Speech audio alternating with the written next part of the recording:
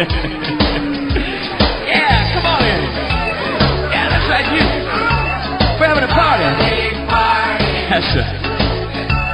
Now everybody up and down the block. Hi, moms and dads. With Halloween just around the corner, I bet your children are just as excited as mine to get out there and start trick-or-treating. Hi, I'm Preston Jones with Keeping Kids Safe, and we have some wonderful Halloween tips for you that's going to help your child stay safe while they're out there trick-or-treating. Now, here at Keeping Kids Safe, we're going to give you some safety tips that you've probably heard about before. We're going to give you some good reasons why, and hopefully we're going to give you something new, or at least give you something different to think about. One of the things I'd like you to think about is that I bet every Halloween that you check your child's candy for dangerous objects. Well, you know what? I do too. Years ago, when I was a young adult, I heard that story about the razor blade in the candy bar. It came across the news. It frightened everybody across the country. And to this very day, I always check my child's candy. But you know what? A few years ago, I found out that that story was actually false. It didn't happen. Did the media pick it up? Yes, they did. Did they put a scare into people across the nation? Yes, they did. Do we check our family's candy every year? We certainly do. Now, when I check my child's candy, I don't necessarily check it for razor blades. Of course, I'm always keeping an eye out for that type of thing. But what I really check it for are candy that is maybe unwrapped. And an unwrapped piece of candy for me would be an unsanitary piece of candy. I don't know who's touched that, how many hands have been on it. So I kind of imagine that it's kind of bacteria-laden, so you know, that's something for the garbage can. But one of the more important things, the most common accident that happens with children on Halloween night is tripping and falling.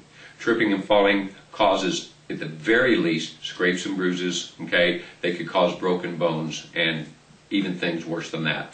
Now, the first thing that we want to cover in regard to Halloween safety is your child's costume.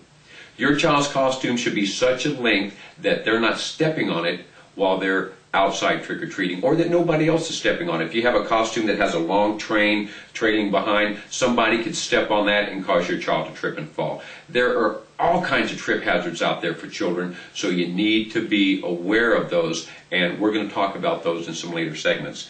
The next thing in regard to your child's costume is your child's mask. The mask that your child has, your child needs to be able to have a full field of vision. That means that their peripheral vision must be well enough that they can see to the sides as well as to the front.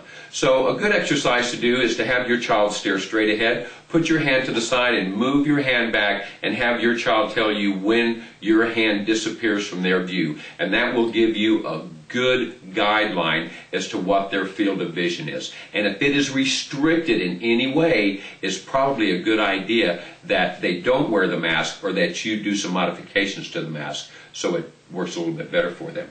Now, in regard to mask, if you don't want your child to wear a mask, there are some wonderful alternatives out there. Face painting kits, and there are there's numerous face painting kits out there that you can get for your child. You can paint your child's face to look just exactly like this mask.